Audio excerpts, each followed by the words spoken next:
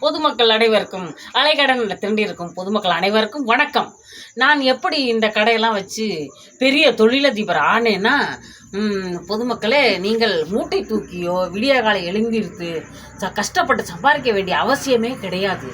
ஏன் என்றால், நீங்கள் விடிய காலை ஓடி உழைத்து சாப்பிட நேரம் கூட நேரம் இல்லாமல் நீங்கள் கஷ்டப்பட வேண்டிய அவசியமே இல்லை.